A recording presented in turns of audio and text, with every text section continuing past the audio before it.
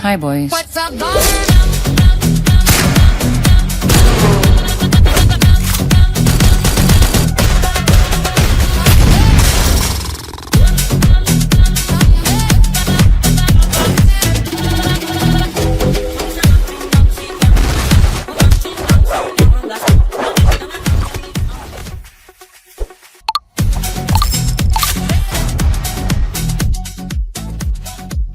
Hello CLAT aspirants, my name is Rashi Suredia and I welcome you to the official YouTube channel of CLAT Preparation by Adda 247.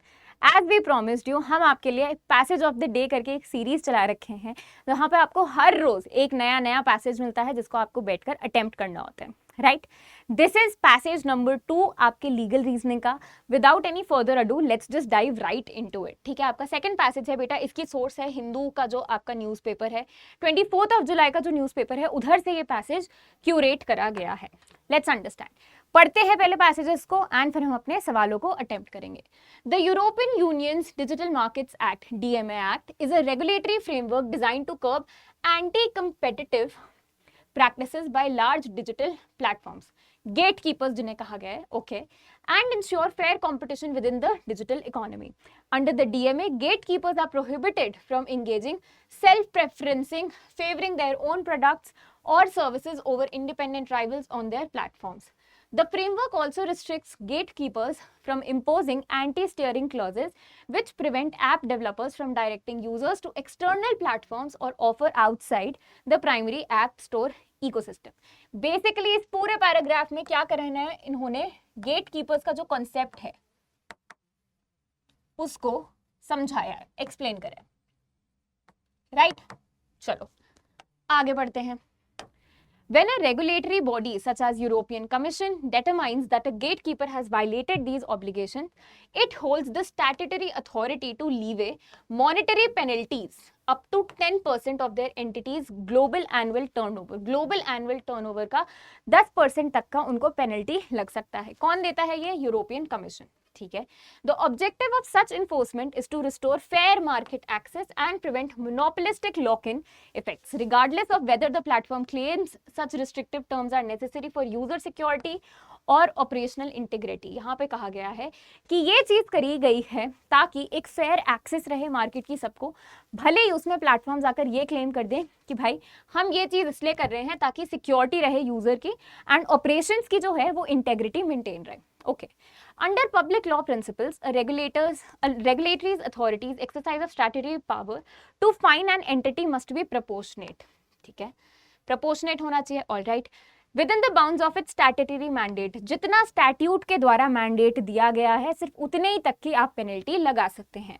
And based on demonstrated non-compliance within the relevant jurisdiction during the period of violation. ठीक है, तो ये तो हो गया हमारा passage. अब पहला सवाल देखते हैं. चलो. Under the DMA, which of the following scenarios constitutes an impermissible practice by designated gatekeeper? इनमें से कौन सी चीज है जो impermissible practice में आती है? पहला ऑप्शन है applying uniform commission fees across all third party software developers on gatekeeper का store, prohibiting a developer from inserting a hyperlink that navigates user to external payment processors, restricting developers from using the gatekeeper's proprietary IP without valid license agreement, या फिर auditing third party application code for standardized cyber security. मेरे हिसाब से यहाँ पे बेटा आपका B होना चाहिए था answer. The passage explicitly notes that the DMA restricts, वो रोकता है gatekeepers को किसी भी प्रकार का एंटी स्टीयरिंग क्लॉजेस से, राइट? जो प्रिवेंट करता है ऐप डेवलपर्स को directing users to external platforms. कहाँ पढ़ा हमने ये हमने यहाँ पढ़ा था, डायरेक्टिंग एक्सटर्नल प्लेटफॉर्म्स. यहाँ पे हमने पहली चीज पढ़ ली, राइट? क्लियरली पैसेज में से ही मिला है ये आपका सवाल. अगला सवाल देखते हैं. A gatekeeper defends defaulting search results to favor its own cloud storage service, citing seamless integration and cyber security. How would a tribunal evaluate this defense? उन्होंने इस प्रकार का डिफेंस दिया है. किस चीज का उन्होंने दिया है? सीमलेस इंटीग्रेशन का एंड आपकी साइबर सिक्योरिटी का. ऐसे केस में बेटा ट्राइब्यूनल क्या करेगा? If it succeeds if the gatekeeper shows objective evidence of increase security, okay. It fails only if rival prove quantifiable financial losses, okay. It succeeds if rivals were given administrative right, या फिर it fails because statutory objectives to prevent monopolistic lock in override claims of security और operational integrity. अब अगर तुमने passage को ध्यान से पढ़ा है, तुम्हें ये चीज एज इट इज लिखी हुई मिली है अपने पैसेज में, राइट, एज इट इज मिली है, तो यहाँ पे आपका ऑप्शन डी जो है वो सही जवाब हो जाएगा। कई बार आपके सवाल एज इट इज पैसेज से ही बन जाते हैं, बहुत ध्यान से क्वेश्चन को पढ़ो। Even if the language of the passage is difficult बेटा, इट इज समथिंग जो आप इजीली पढ़कर इवैल्यूएट कर कर अटेम्प्ट कर पाओ, ठीक है। Next question, per the public law principles in the passage, what is a necessary condition for a regulator's exercise of statutory power when levying a monetary penalty? क्या चीज होनी चाहिए? सिंपल सी चीज है, पता है, अगर तुम इन सारी चीजों के ऊपर ध्यान नहीं दो ना तो भी तुम्हें इजीली दिखेगा, आंसर सी होगा तुम्हारा। किस लिए?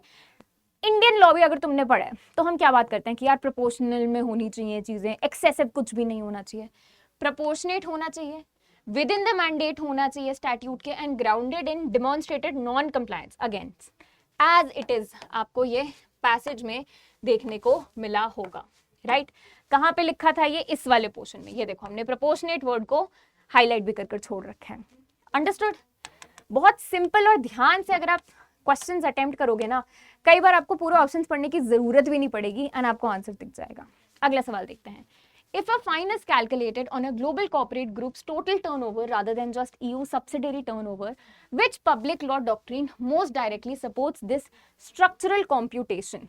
अब ये जो सवाल है ये थोड़ा हटके है, यहाँ पे हमारा पैसेज उतना रेलेवेंट नहीं रहेगा, यहाँ पे हमें अपनी अंडरस्टैंडिंग ऑफ प्रिंसिपल्स को अप्लाई करना पड़ेगा। पहला है आपका economic entity doctrine, doctrine of forum non convenience, doctrine of subsidiarity, या फिर doctrine of exhaustion of administrative remedy. समझते हैं यहाँ पे आपका, यहाँ पे फर्स्ट वाला ऑप्शन सही है, ए ऑप्शन यहाँ पे आपका सही है। अंडर द EU का competition and regulatory law, the single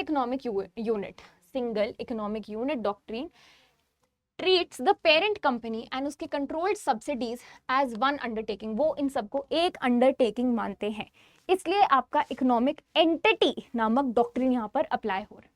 All right, allowing turnover based sanctions to be computed on combined worldwide revenues rather than local subsidiary alone। सिर्फ लोकल चीज को हटाकर पूरे दुनिया जहान में उनकी सब्सिडरीज से कितनी रेवेन्यू आई है वो इसके बेसिस पर कंप्यूट करते हैं। अगर ये लॉजिक आपने लगा लिया, अप्लाई कर लिया, तो आप देख पाओगे कि इकोनॉमिक एंटिटी वाली जो चीज है वो यहाँ पर आपकी सही बैठेगी, right. This question was difficult, right, because you are not aware कि भाई यहाँ पे जो ऑप्शंस दिए हैं इनका मतलब क्या बनता है, राइट। यहाँ पे बेटा you have to rely on your understanding of the world market at large, यानी कि आपके करंट अफेयर्स वाली चीज यहाँ पे इंपॉर्टेंट हो जाती है। ग्लोबली दुनिया काम कैसे करती है ये पता होना यहाँ पे आवश्यकता का है, right, it's important. A gatekeeper seeks judicial review of a commission का fine, arguing that the regulator ignored technical efficiency justifications. Which standard of review will the appellate court primarily apply? यहाँ पे क्या वो अप्लाई करेंगे? मेरे हिसाब से बेटा ऑप्शन डी था। अगर मैं बाकी ऑप्शंस का चलो मतलब भी नहीं पता, pure business judgement I don't know what it means, strict liability exemption again I don't know, absolute judicial deference ये तो अप्लाई हो ही नहीं सकता, एब्सोल्युटली जुडिशरी कुछ भी नहीं कर सकती। यहाँ पे प्रोपोर्शनैलिटी एंड लीगैलिटी इस चीज की सेंस बन रही है, ठीक है। इसका चलो मतलब नहीं पता, इसका मतलब नहीं पता, ये चीज अप्लाई हो नहीं सकती। जो थर्ड ऑप्शन है उससे रिलेटेड हमने चीज आपके पैसेज में पढ़ी है, हमने प्रोपोर्शनैलिटी के बारे में पढ़ा, हमने लीगल रिव्यू के बारे में पढ़ा है, तो ये आपका ऑटोमेटिकली यहाँ पे आपको सही आंसर होता हुआ दिखाई देगा। यहाँ पे हमने क्या यूज करा? Rule of elimination. बाकी तीन चीजें अप्लाई होते हुए नहीं लगी, हमने आखिरी चीज चुनी जो हमें रेलेवेंट लगी यहाँ पे, right. Moving on, a gatekeeper allows third party payment links post violation but charges an exorbitant link processing fee that makes external transactions economically unviable। exorbitant का मतलब बहुत ज्यादा expensive, ठीक है, एंड अनवाइबल मीन्स कोई चीज जो इजीली फुलफिल नहीं हो पा रही, कंप्लीट नहीं हो पा रही। How is this conduct best characterised? ये चीज क्या दर्शाता है, इसका कैरेक्टर क्या दिखता है? यहाँ पे ऑप्शन ए है आपका constructive non compliance through indirect self preferencing और इवेजन। यहाँ पे आप क्या कर रहे हो? आप कोई चीज फुलफिल नहीं कर रहे हो, आप कोई चीज पूरी नहीं कर रहे हो, किसी चीज के साथ कंप्लायंस नहीं कर रहे हो, नॉन कंप्लायंस कर रहे हो, किसके द्वारा? सेल्फ प्रेफरेंसिंग या फिर इवेजन अप्लाई करके। सेल्फ प्रेफरेंसिंग मींस खुद को प्रेफरेंस देकर, इवेजन मींस किसी चीज से भागकर। तो इन्होंने यहाँ पे क्या करा? इन्होंने ज्यादा फीस लगा दी, ज्यादा फीस लगा दी कि भाई कोई इंसान दूसरी तरफ देख ही नहीं पाए, वो ऑटोमेटिकली आपकी तरफ ही आएगा। आपने खुद को प्रेफरेंस दिलवा दी कैसे, किसी और के ऊपर एक्स्ट्रा या फिर एक्सपेंसिव अमाउंट अप्लाई कर कर। थोड़ा सा ये पैसेज जो आपका था डेफिनेटली डिफिकल्ट था, बिल्कुल डिनाई नहीं करूंगी, लेकिन अंडरस्टैंड बेटा, इस प्रकार के पैसेजेस आपके इजीली बन जाते हैं। कई बार लीगल का पैसेज जो है that will relate to your world power, global world order किस तरीके का है, क्या पावर डायनामिक्स चल रहे हैं आपके, ये सारे बेटा आपका इंटरनेशनल रिलेशंस का हिस्सा बन जाते हैं। Understand? Keeping that in mind, you have to approach your current affairs also in that regard, क्योंकि अगर उनको लीगल से लिंक कर दिया ना बेटा, देन ट्रस्ट मी आपका दिमाग थोड़ा सा घूम जाएगा एक बार के लिए। इसलिए अपने पैसेजेस की प्रिपरेशन बहुत अच्छे से करो। क्रिटिकल रीजनिंग जिसे कहते हैं ना, that is goods and bads, हर चीज़ को समझना, वो भी आपके यहाँ पर अप्लाई होती है। देखो क्लैट का जो पेपर है ना, वो सिर्फ एक पर्टिकुलर सेक्शन का पेपर नहीं होता, it is checking your overall mental development. क्या आप होलिस्टिकली पूरे तरीके से किसी चीज़ को समझ पा रहे हो या नहीं, ये बताता है आपका क्लैट का पेपर आपको। एंड ये जो पैसेज था आपका लीगल से रिलेटेड तो था, लेकिन इसके जो सवाल थे वो डायरेक्ट लीगल वाले नहीं बने, राइट?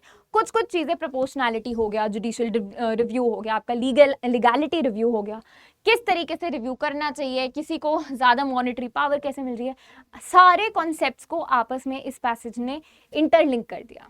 एंड ऐसे ही पैसेजेस आपको देखने को मिल सकते हैं। ऑलराइट, चलिए ये था आपका पैसेज ऑफ द डे का सेकेंड एडिशन आपके लीगल रीजनिंग से। I will see you all in the next one. Thank you students, bye bye.